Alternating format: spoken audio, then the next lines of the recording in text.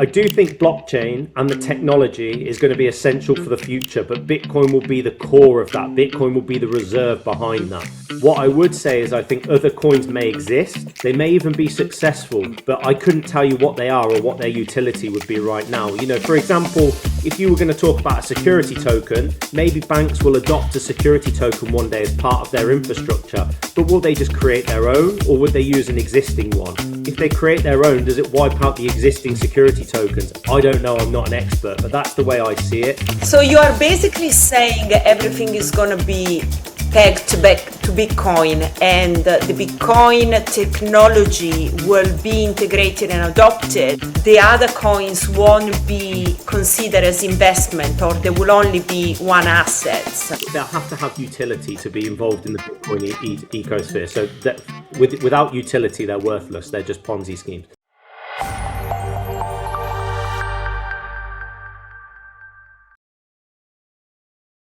Hi and welcome to the Financial Fox. I'm Steffi, and every week I bring to you some of the most interesting conversations that I had with Bitcoiners, innovators, investors. It's all about education about Bitcoin, and that's what really I'm passionate about. Joining me on the show today is Robin Thatcher, the Bitcoin and crypto accountant, and Roy Kashi, CEO of FalconEdge PLC. Now, what I wanted to discuss today was really about the role that Bitcoin is playing in Britain and why we think that Bitcoin can actually save Britain.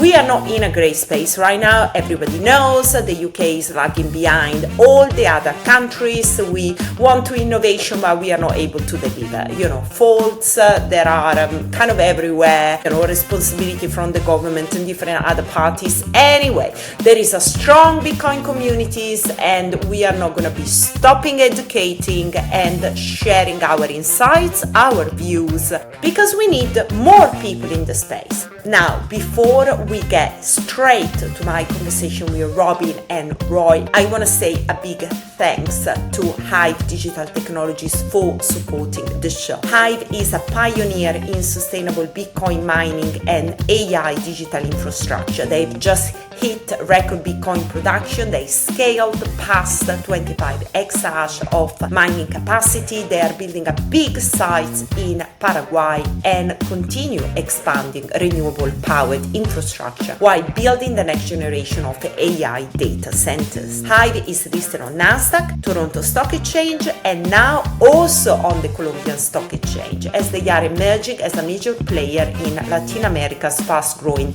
digital infrastructure landscape. So if you want to check them out, go to hivedigitaltechnologies.com. Couple of more things. First of all, remember that all the content on the show is for informational purposes only and not intended as financial advice. That's very important because any opinions expressed by me or my guests, remember, are ours alone, and you should not act solely on the back of them.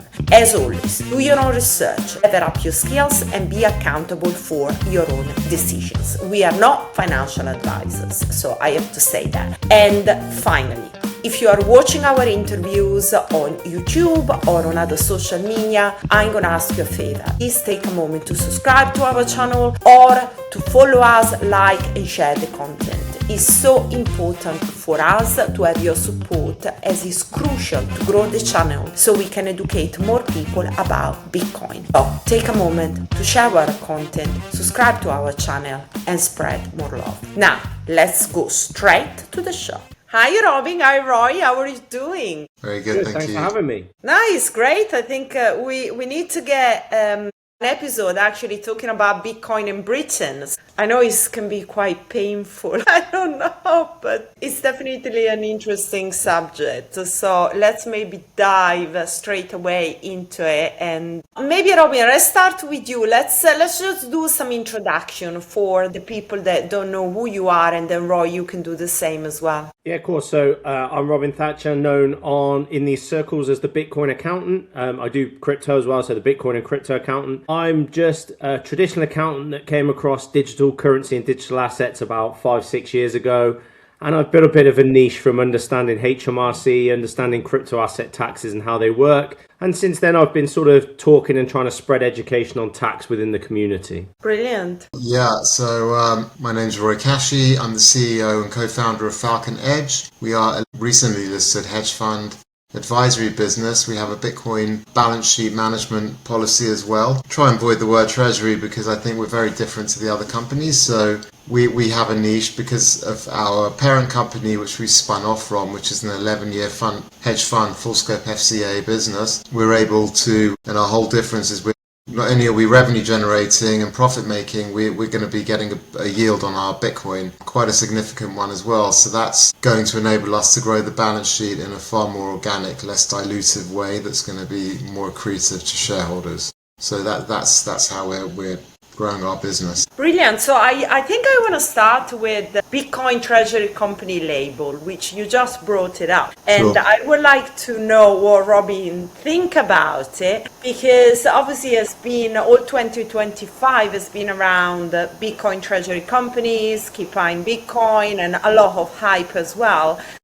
This label, Bitcoin Treasury companies, is a bit misleading, isn't it? Because really, most of these companies are not really getting Bitcoin on their treasury as a sustainable treasury. It was more kind of to follow whatever was the hype and the trend. So I personally don't really like that label. They are really just companies. They can have different businesses, hold Bitcoin, but it's not really an industry. But Robin, I would like to kind of pick your brain and see what you think about the term Bitcoin Treasury companies. I think they have their place and they're required, and Bitcoin Treasury companies can be a dangerous label, I think, because as you've pointed out, it doesn't necessarily give the whole business model. It's almost like stereotyping something. Exactly. A treasury company in itself, the words mean that it's just a company that holds a treasury. It makes money off its assets or relies on its treasury to make money. And as Roy pointed out with his own business, if you have an underlying business model that is there to make money, that's not a treasury company in itself. I think Bitcoin and trading businesses need Bitcoin, and therefore businesses with Bitcoin on their balance sheet doesn't necessarily mean that their sole purpose is as a treasury. So I think it's a dangerous term, and I think the term can be generalized very easily. That means that people that aren't experienced misunderstand what the purpose of the company is. It's like calling every tech company an AI company if they have a little, then they're not, or I think for us, it's very, and Robin makes a great point there. If you're a true treasury company are the ones that don't really have a core functioning business or any way of generating revenues, and they're relying on their balance sheet to create value, which is the original strategy model, and even they've kind of shifted away from that with the perpetual prefers. And I saw an interesting interview with Jack Mallers today saying we're not a treasury company, we're a Bitcoin company, and the replies were, well, until you merge with Strive or buy his company Strike, you're a treasury company because you have no other business. You've got 43,000 Bitcoin. Yeah. So that's why for us it's very important. And the reason we're very keen to make that distinction is because you see every treasury company now pretty much valued on the same thing, one-time MNAV. Because let's face it, they don't have anything else, unless some do. Some treasury companies do, and they deserve a higher valuation. But those that don't, yes, a one-time MNAV is probably the fair valuation on where Bitcoin is now. If Bitcoin starts to rally and they can crank up the flywheel again and get it going, then yeah, they should have a higher MNAV. It should be 2-3 times because they're going to be able to raise capital using the strength of Bitcoin and using the strength of their share price. Whilst we're quite sustainable, not just with the core business. For us, it's going to be able to create value and generate revenue on our balance sheet, regardless of Bitcoin, market conditions, or share price. Because as we announced on Monday with our Bitcoin yield strategy to the market and the RNS, we're able to generate we're aiming for at least a significant double-digit yield on, well, don't like the term zero risk, but very low risk strategy based on our proprietary models we've been using for over 5 years. So that's going to put us in such a strong position once we give full monthly transparent NAVs to the market on our returns. So that's why you don't want to be labelled all in the same bracket, because we want to be valued on our EBITDA revenues we're making, because that's going to be significant, not just on the assets we hold. That's really interesting, and I'm really looking forward to see those numbers as they are released. But obviously, Robin, you have been dealing with a lot of balance sheets and kind of trying to look at ways that, I don't know, have you worked with publicly listed company, or do you mainly do private companies? So I mainly do private companies now. I've worked for public companies, but never in the Bitcoin space.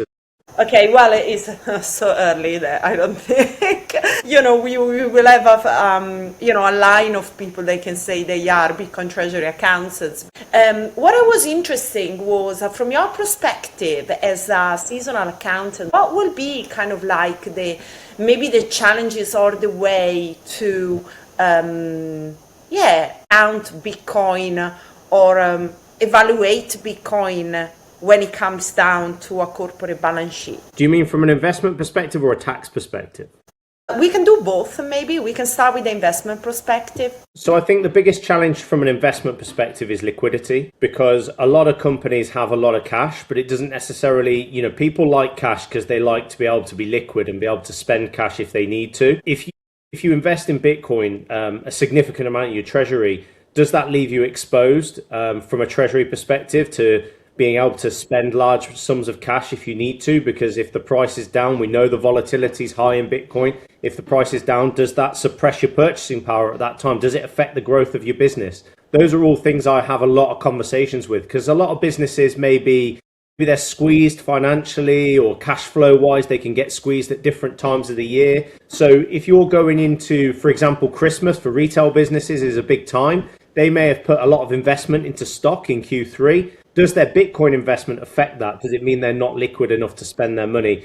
These are all decisions you have to go into when you're advising businesses on this, and it's conversations I have. And it does stop people because they do hesitate. They think, it's not necessarily what can I afford to lose, but what can I afford to have a long-term horizon on, over 4 years. So that's difficult. From a tax perspective, I think the overall side of it can be that I find a lot of accountants give advice when they're not supposed to give advice. And what I mean by that is they might go, oh no, don't touch Bitcoin. No, because they don't understand it. And what that means is they end up putting people off from buying Bitcoin because they're not comfortable with it, or possibly because they don't know how to deal with it correctly. And I mean, I have an example recently where I spoke to a business who said, we haven't bought any Bitcoin in the business because we have to revalue it and pay tax on the profit every year, which is factually incorrect, but that's what their accountant had told them. So it's a barrier to entry. I think if you go drill down as well, if you're quite new to Bitcoin, it can be very intimidating, especially from a business perspective. You need to think about custody solutions. You need to think about the technical aspects of signing up to exchanges. All of these things, I appreciate custody is quite an emotive one, because a lot of people will have custody solutions, but they don't want to share it because of the risk of it going into the public profile. So I think these are all things that need to be in the public profile for people to be able to make their own decisions, do their research. I think they're all barriers to entry. Especially when it comes down to publicly listed company, you definitely need to disclose, who are your custodians, who are the third party that you use, just because, for a question of transparency. Also shareholders, they need to know those kind of information as well. I mean, from your perspective, Roy, how important are the reputation of the custodians as key partners for? It was one of the key factors in our decision making, actually. We had a number of custodians we spoke to. All of them are fantastic, honestly. Offer different things. Some felt more secure than others. Fees came into it, but honestly, reputation was one of the key factors we looked at. Plus, obviously, because of Falcon Investment Management, we have over $1 billion in the business under the umbrella of which half are in crypto. We work with a lot of these same custodians anyway. So we had a good advantage on who we knew as good and who would help us in that aspect. But when it came down to it, we recognized going, even if they're probably a little bit more on the pricey side, going with Fidelity was just in terms of credibility, safety, and, shareholder, I guess, comfort, and also reputation credibility was the ones we decided to work with and sign up with. And, we use Kraken as well. So they don't get much bigger than that. Yeah, no, definitely. I think the patterns are super important. The majority of our listeners, they are investors. So I think one of the questions that often comes up, especially with people, they are not, so into the crypto space, is why you need to buy the shares of a Bitcoin treasury companies, right? Why you can't just buy Bitcoin. And I think here would be quite interesting to kind of like unpack what is the upside of doing that rather than buying Bitcoin. What are the risks? We can also compare it to the ETFs, and maybe from a tax perspective, Robin, that maybe you can also kind of add, what could be perhaps the benefit, especially here in the UK. If you want to get exposure to Bitcoin, obviously you have got different options. You can do ETF, you can do, the raw assets, or you can buy Bitcoin treasury companies. Or let's not use this label, a company that holds Bitcoin on the balance sheet, okay?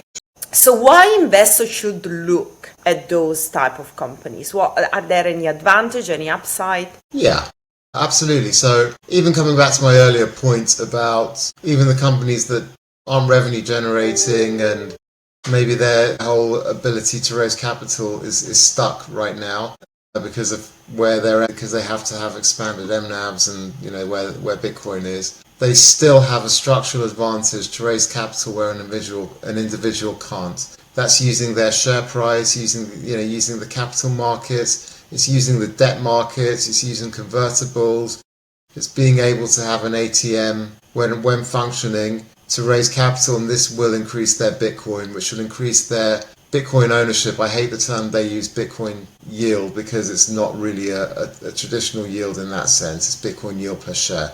So it helps increase their Bitcoin yield per share, where an individual has to just simply buy Bitcoin. While that said, I think owning Bitcoin as cold storage is always, I would never ever say not to do that. It's always something I think you should have. I have some, we've always had some, and I think that's definitely something you should have alongside. But the treasury companies will have an ability to grow their balance sheet quicker than an individual does. Now, again, obviously not just advertising our company, if you have one that can do that whilst giving a yield at the same time, which can organically grow the balance sheet alongside, so it gives a second revenue stream, a more powerful one that can do it under any market condition, then I think the answer is, yeah, that's why you buy a treasury company like ours. So you kind of you believe in the assets, but you want to delegate conviction to a team that you trust, and then you get exposure. Management is very important as well. You want to have management that know how to raise capital, know the right times to do it for the shareholder value, to make sure it's at its most accretive. And the other side, why buy a treasury company over Bitcoin? Again, you're buying a Bitcoin, you can buy it. Just buy it outright, you can buy futures, you can buy the ETFs. You're not getting a yield on that. You don't get a return. It's like owning gold without a yield. It's like owning a house, and you don't get a revenue stream coming from that. We can give you a revenue stream. I can't speak for the other companies that don't, but for us, that's our biggest selling point. So that's why you buy a company that can actually give you a yield on top of it. And that's why strategies, even though it's a different kind of yield, they're not organically generating it. Strive and now Metaplanet, with their preferred, it's still giving investors a return, which is digital credit, and they're crying out for. Interesting. I kind of feel that all the conversation now in the industry is evolving towards yield. And, even if we put aside Bitcoin, I think even stablecoin, there is a lot of people talking about why we kind of have a yield on stablecoin, on gold-pegged stablecoin. Obviously, you own an asset, and you want to make sure that you are not forced to sell it, and you can still keep it there and have some kind of cash flow coming from it. So I definitely see this being kind of one of the main narrative, especially now there's been a lot of correction in the market. Robin, what's your angle on Bitcoin, the whole companies that hold Bitcoin and why investors should look at them, or if they should look at them, or what could be the advantages of, having an exposure like that versus other exposures as they build their portfolio. I'm going to echo Roy first of all with a caveat that there's no substitute to cold store Bitcoin. If you're a Bitcoiner, through and through, you value things like sovereignty and privacy and self-custody. So all of those things only come from cold storing Bitcoin. That being said, there is reasons that you can hold these things efficiently. So ISAs, for example, ISAs are tax exempt. You can buy shares in an ISA and you pay no tax on any gains that you make. Potentially having a percentage within an ISA makes total sense because in the future, if the gains go where you expect them to, you're going to make significant money tax free. You can invest up to £20,000 a year at the moment into ISAs tax free, and you can buy shares or potentially in the future ETFs. ETFs in the UK are a bit of a hard one at the moment, but potentially. Or ETNs potentially in the future as well, but that they give you exposure to Bitcoin through those tax efficient wrappers. Pensions as well. A lot of employers allow you to will invest into a pension on your behalf. You can open certain types of pensions, self-invested personal pensions or SIPs, where you can choose what you buy with that money. So potentially there's tax efficient ways of doing that there. The key with a pension is you're not taxed on the gains. You're taxed when you take the money out. So it's tax efficient in the short term to make your pension larger if you invest in an asset that you think is going to grow. The other thing I'll add that I've always had the opinion of on Bitcoin companies is, and Roy touched upon it earlier, one of the valuation models that has come out from these companies is MNAV. And I've only ever used MNAV for property companies in the past. And MNAV as a metric is not really appropriate for the type of business you're talking about. If you've got a trading business, generally trading businesses will, if you go to the stock market, and I'm no expert on this, but they're generally traded on forward earnings. So, your Apples and your Googles and places like that they're traded on valuations at 20 times revenue and things like that. So they're heavily weighted.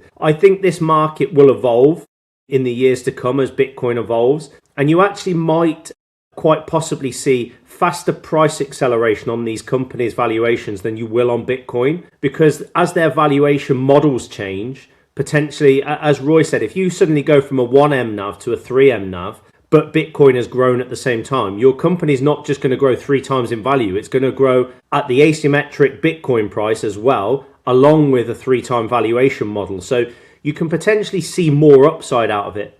That's a big if, but there's potential there because I still think this market is relatively new and still settling into what we're going to see in the future. It's very interesting because, like you said, those are all new metrics that have been invented by, Bitcoiners like Michael Saylor, like Adam Back, just because there were no other ways to evaluate companies like that. So they are kind of biased, or they kind of make their own story. But at the end of the day, like we said, if you don't have a business model, you are not going to be able to create any value for shareholders. And when it comes down to publicly listed company, we all know there are lots of costs for accountants, for auditors, for lawyers. And how are you going to pay that? How you're going to pay your directors? I mean, it doesn't, first of all, there are no free lunches in the city of London, so people don't work for free. But then, on the other side, you need to have a business that is sustainable. So I think that's kind of very clear. Now, I kind of want to move on because, you are based in Coventry, which is very interesting, and I'm going to let you tell the story that you just told me a few minutes ago. And Roy also is based in the UK. FalconEdge is listed on the London stock market. So we are kind of talking about Britain, right? And with the sadness, because I obviously moved here a long time ago now, 15 years ago, but I always saw this country as kind of like very innovative, forward thinking, especially when it comes down to innovation, technology, but also finance. London has been the center of, the financial services industry. And now we're surprised when it comes to crypto, we haven't really been leading the space. There's been a lot of talks in the previous year with the previous governments about we are going to be the crypto hub and, lots of like regulation kind of things and discussion. Really, for example, even the ETN kind of things, retail investors are not able to buy yet. I mean, that's, even though they have been announced, they are not publicly available, which already shows you that we are a little bit backwards, let's say, or we are not really so much at the forefront like we wanted to be. So what I was kind of trying to get to, I would like to kind of spend some time to discuss if Bitcoin can really save the UK, especially if we think about we are coming out from the post-Brexit. It's been already a few years, but there are a lot of things that if we still want to maintain a primal position in the global economy, we will need to have a financial edge, right? And can this be Bitcoin, and actually how we get there? That was a long answer, but yeah. Robin, you want to tell the story about Coventry, and then maybe... Many people in the UK will know this expression. So I just said that the expression is sent to Coventry, and sent to Coventry means that you're going to stop talking to someone as a punishment. So back in the olden days, it used to be if you're being sent to Coventry, it was a way of punishing someone. And I was explaining to Steffi that coming to Coventry can be a punishment. Yeah, I've lived here for a long time, so I'm obviously a glutton for punishment. I think we are all here for punishment. A bunch of Bitcoiners in Coventry. I think that's it's a meme. It's going to be a meme. Okay. Can Bitcoin save Britain? Absolutely. I mean, Bitcoin is fair money, right? So fair money can absolutely save any economy. Our economy at the moment is failing. I think fiat currencies over a period of time will be failing. I'm not saying in the short term, but I think over the long term. When we look at the fixes that are being implemented, I would argue that they're papering over cracks, not fixing problems. Bitcoin can bring many things to the UK, not just prosperity from the very purpose of it, hedging inflation, so to speak, but it can bring various commerce and business. It can bring lots of things to the UK that mean that the UK could thrive. The problem is at the moment, the UK is acting the opposite, and it's pushing business away, not just in a Bitcoin perspective, but in an overall perspective, but also in a Bitcoin perspective. If we want to thrive, our economy needs to have access to Bitcoin. The people need to be able to invest in Bitcoin. I mean, look, I think Nvidia is one of the fastest growing assets in the world, but I think Bitcoin is pretty much there with it, if not just behind. You're blocking people from accessing one of the fastest growing financial sectors in the world at the moment, and it just doesn't make sense. When we talk about Bitcoin treasury companies and Bitcoin companies and ETFs and ETNs, the reason they're quite important is because to a new person that's never invested in Bitcoin, opening an exchange, going through purchasing spot Bitcoin and self-custodying can be very daunting when you're early on the journey. But if you can buy an ETF, suddenly it's a lot easier. You don't need to worry about all of that. Then you can learn and grow and learn about counterparty risk and all of these things. But that encourages new money into the asset. That encourages UK investors to thrive as Bitcoin thrives. And I just think at the moment we are pushing so much of our business overseas into, I've had multiple businesses in the last few weeks that have gone to Dubai. Hundreds of thousands of pounds of lost revenue to the UK. They're not necessarily Bitcoin businesses, but that's what businesses are doing. If you take that and apply it to Bitcoin as well, you've got lots of businesses that aren't even thinking about incorporating in the UK. Roy has opened his business in the UK, but what if Roy was the next strategy and actually he decided to incorporate his business in Dubai? We missed out on that potential in the UK. So would the next Google, would the next Facebook, would they incorporate in the UK at the moment? Probably not. We need to start encouraging those people to grow the UK.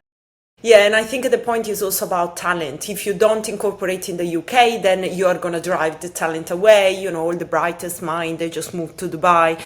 And I think the point that you mentioned about Bitcoin being a journey, I think is also quite important because, as you get to know the assets, then you start to learn about, the principle attached to it, like freedom, sovereignty, and then you grow into that, and then you can learn about taking more responsibility. But at the beginning, obviously, it's much more easier, like you said, to just phone up your broker and say, right, buy me this company that has got exposure to Bitcoin, But the problem there is actually sometimes you can't. Because the broker is going to say, are you an elected investors? And then you need to go through all these loopholes that kind of block you to get into the game. And that's really such a shame. I think, UK investors should actually, be firm on these and is a right, to just being able to get exposure to an asset that has been the best performing assets for the last 15 years. So yeah, I'm with you, Roy. Please jump in. And I don't have much more to really add from what Rob. I couldn't agree with anything any more than what he said. It's completely spot on.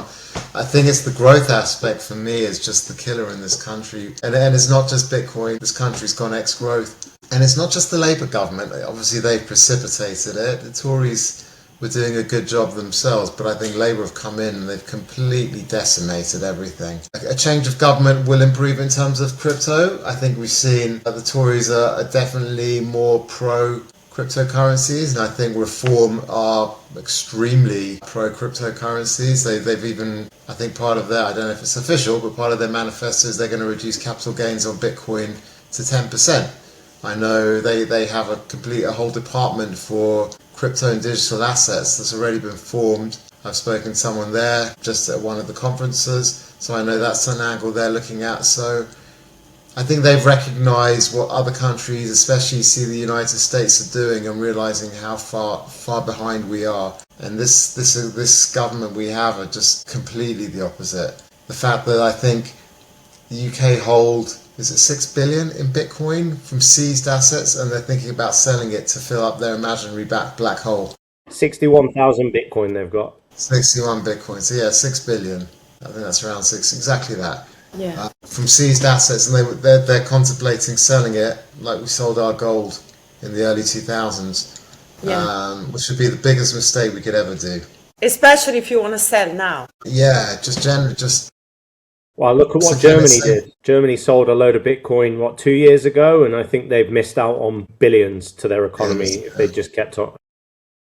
But it's just really a government problem, or do we have an FCA problem? What are kind of like the stepping? Well, I think the two go hand in hand, right? The FCA do get influenced by the government. I mean, at the end of the day, Bank of England. Bank of England, yeah, I guess it's the Bank of England as well. We have to get out of the mindset, and I know it's an extreme thing, but we should probably be having 2 to 3% of the government's global assets in probably in cryptocurrencies, and I'd say it's got to be in Bitcoin as well. None of the other currencies. I think it's a waste of time. Only Bitcoin, because that's the reserve asset. That's the finite supply asset with a finite supply. Look what El Salvador's done. Everyone thought he was crazy buying 1 Bitcoin a day. How many years ago? And it saved the country. So talking about that, Robin, can you do some calculation for us? Let's take maybe the debt of the UK. Right? Let's say that they are not going to sell the BTC,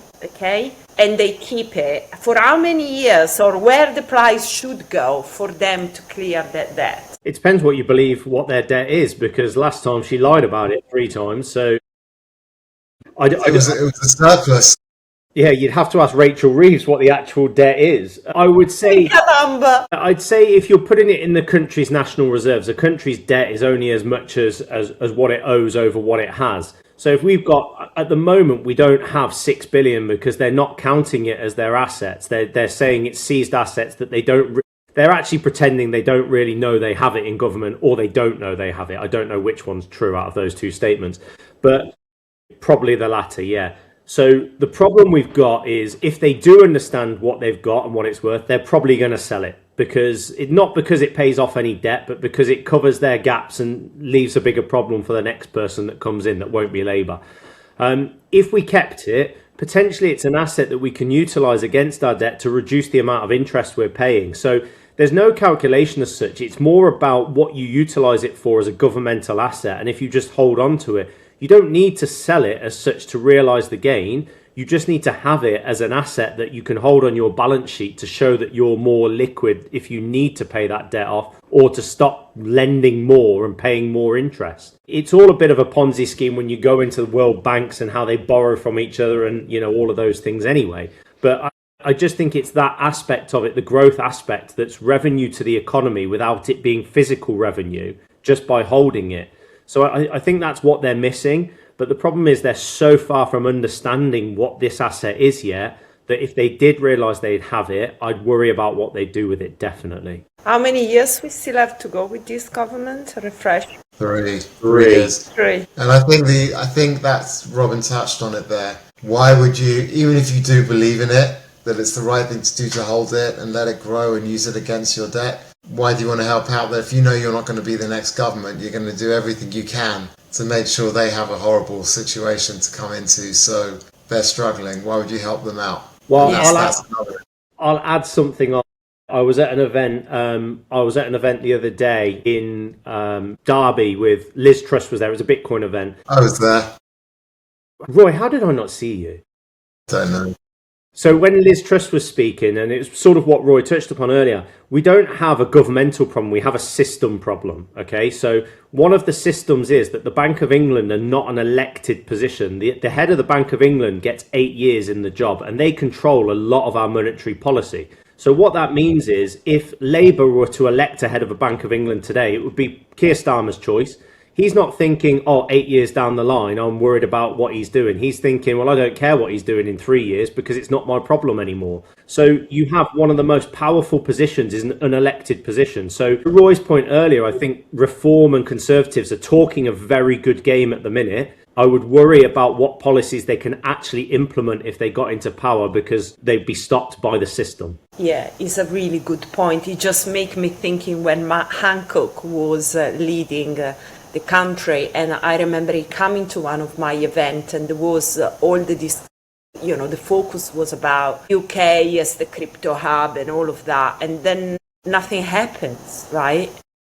Well, the opposite happened, really. Yeah. Well, then he got out, and then you've got other people coming in.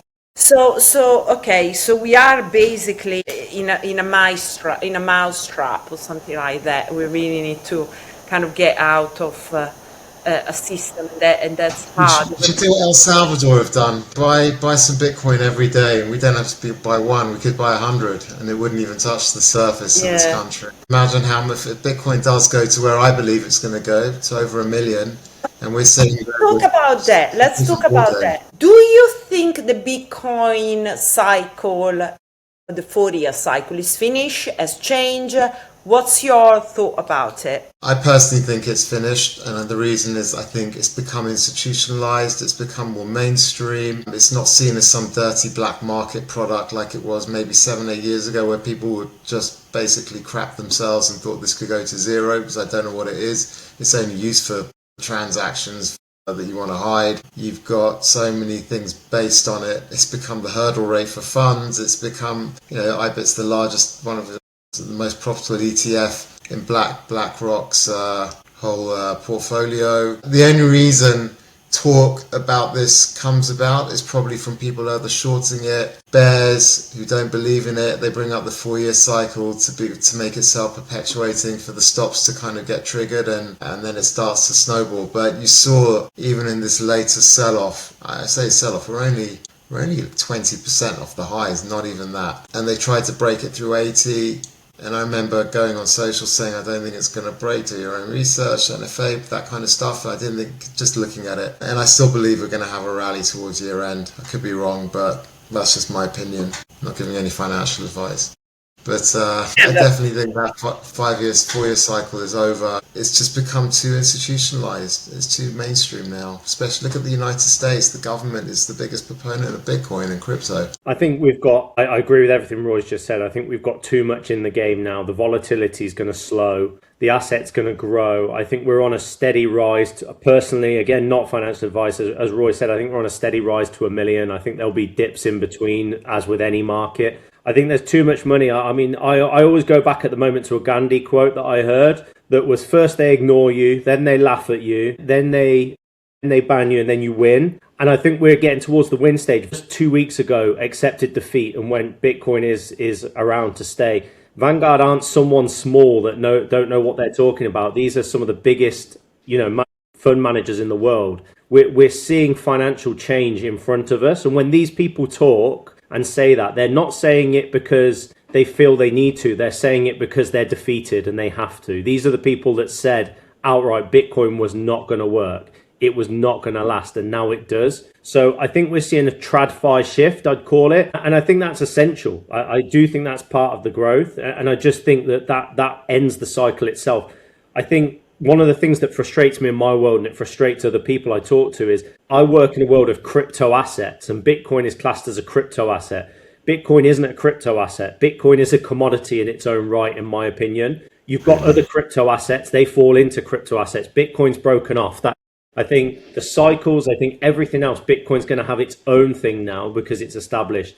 I think the other crypto assets may break off and do their own cycles. So I think that we're seeing a financial change. Yes, I'm glad that you brought up this point, because that's exactly what I wanted to ask. Is there, beyond Bitcoin, is there anything else? For me, no. I mean, the way I'd word it, Steffi, I'm going to be very careful here because I don't have belief in any other coin besides Bitcoin. I do think blockchain and the technology is going to be essential for the future, but Bitcoin will be the core of that. Bitcoin will be the reserve behind that. What I would say is I think other coins may exist. They may even be successful, but I couldn't tell you what they are or what their utility would be right now. You know, for example, if you were going to talk about a security token, maybe banks will adopt a security token one day as part of their infrastructure, but will they just create their own, or would they use an existing one? If they create their own, does it wipe out the existing security tokens? I don't know, I'm not an expert, but that's the way I see it. I think the technology works. So you are basically saying everything is going to be pegged to Bitcoin, and the Bitcoin technology will be integrated and adopted. The other coins won't be considered as investment, or there will only be one asset. They'll have to have utility to be involved in the Bitcoin ecosphere. So that without utility, they're worthless. They're just Ponzi schemes. And it would be how they set up. I mean, one thing that was said earlier that's very key is Bitcoin has no I know Satoshi Nakamoto founded it, but he's gone now. There is no CEO. There is no founder. There's scarcity. There is no new coins coming. These things are essential and they can't be recreated now. It's too late. So a lot of other coins will have those things, which means that, what, are you just investing in a glorified Ponzi scheme? In my opinion, potentially so. So I think Bitcoin is the only sure thing in an unsure environment. Companies like things like Ripple, Ethereum, these are companies. Effectively, you're buying companies, right? As Robin said, they've got CEOs. There's no finite supply. They're not a precious commodity. Bitcoin's not a company, it's a commodity. It's a finite supply. It's the only quintessential thing to own. That's why treasury companies don't. I mean, they have some Ethereum ones, Solana ones, but I think that's to be different. To be quite honest with you, and looking at how high Bitcoin went, let's try and get somewhere we can accumulate more at cheaper prices. Yeah. Ultimately, if you're not in Bitcoin as the asset, I wouldn't even touch anything. I've had this battle so many times. What else can you buy that's a hedge against inflation that you can actually physically own? There's not anything really. You can talk about gold and silver, and people do, but you're going to have gold and silver in your house, and then silver has been doing quite well. When it comes down to property, I think you brought up a very important point, because why, especially here in the UK and in London, properties are so expensive that maybe you buy a house, let's say for $1 million, is going to cost you much more because you have got all the other attached expenses. How much are you going to get for renting it if you can get a good tenant? And then if you want to sell it, it might going to take you 2 years to sell it. I think that even the real estate market has always been, one of the jewels of, the UK. I think is compared to an asset like Bitcoin, it makes you thinking really, what is the best investment that I should be doing? It's a very good question, and I think that's really difficult. It's based on personal, what you're looking for, but a lot of other investments, a lot of the concept on them, if you go to property, for example, properties don't get more value. The amount of money you need to buy that property gets more because the purchasing power of that money goes down. So properties aren't necessarily going up. Your money is going down in value. So it's about what you can get to beat inflation. I saw Michael Saylor say this the first time I ever got orange pilled. And he said, he was looking for assets that could outpace inflation. And he thinks in his head, inflation was 10 to 15%, not what they report in the media. He thinks it's a lot more. And he said the only thing he could look at was property, which will just about fall under inflation, not beat it. So there's nothing that really can beat inflation as such and increase your purchasing power. Bitcoin bridges that gap. Over a cycle period, you would expect it to inflate more than your purchasing power. Yeah, and the problem with property is the government done everything they can to make, not just this government, the previous governments, to make sure they take away all your kind of ability to make money out of that as well. So Right. then the liquidity issue of trying to sell the property, it's just crazy. sorry, I think I got cut off, but I was just saying, I wouldn't just again be against holding gold as an asset, but it's not as useful as Bitcoin. As Robin said, you're not going to sit there and hold gold in your house or silver or as a payment system, which Bitcoin is increasingly being used for. You don't pay with gold. I mean, well, you don't chop off a piece of a bar and like in the Stone Ages. Well, you can't take your gold on holiday with you. You can't go on a plane with it. You can't do all of those things. So, question for the many investors that are watching and they are thinking about, should we buy more Bitcoin? Should we wait? How should we do it? Obviously, we are not giving any financial advice here, but there are people actually that are interested in getting exposure. I'm kind of curious, or I would like Robin to give you kind of like the stage and maybe to say what is really the best way from a tax perspective to kind of plan not your entry, because maybe some people are already in it, but obviously if they want to accumulate, how should you do it? Just buy only one, or just... So it's a great question, and there's so many caveats to that because it all depends on personal preference. So we talked earlier about how ETFs and ETNs and whatever you can buy, even Bitcoin companies, there may be easier and more tax efficient ways to buy it, and you might be able to get exposure early off nice and easily. But then you have to go into not just the tax side, you have to go into the side of what your goals are within holding that asset. Do you want to be sovereign? Do you want to hold the asset and self-custody? Because some of the tax efficient wrappers, or all of the tax efficient wrappers pretty much, will make that you've got counterparty risk. And as you go down that rabbit hole of Bitcoin investing and learning about Bitcoin, that becomes equally as important as the tax side of it in some areas. So the first thing I'd say to anyone new is find the way that works for you the best and do some research. And as we've all said, I mean, I always say Bitcoin's a spectrum, right? Not everyone's in the same area of the spectrum. So I might have researched hundreds of hours. Someone else might have researched 10 hours. Doesn't mean their conviction's any less, but it just means they're earlier on their journey than I am. Consequently, there's people that have done thousands of hours that will know a lot more than me. What that means is your goals become different as you go along that spectrum. Self-sovereignty, self-custody, non-counterparty risk. If you start thinking, and I don't want to, I'm not an anarchist in any way, so I don't want to sound like I am, but if you start thinking that in the future governments might seize this asset or they might resist this asset, then you might feel that self-sovereignty and self-custody is the key essential that you want. So then you can't suddenly think, well, I'm going to buy it in an ISA, because you're getting tax efficiency out of that ISA, but potentially there's counterparty risk. So I don't think there's a right or wrong answer. I think it's down to research and time that you spend looking at the asset. Thank you. And maybe, Roy, just to close up, just tell us where investor can find your stock. Where are you trading? Sure. Thanks. We are trading on Aquis under the ticker EDGE, Edge. We've been listed for around a month. We're trading at 1.07 or P, so trading above issue price. Market cap's around close to £11 million.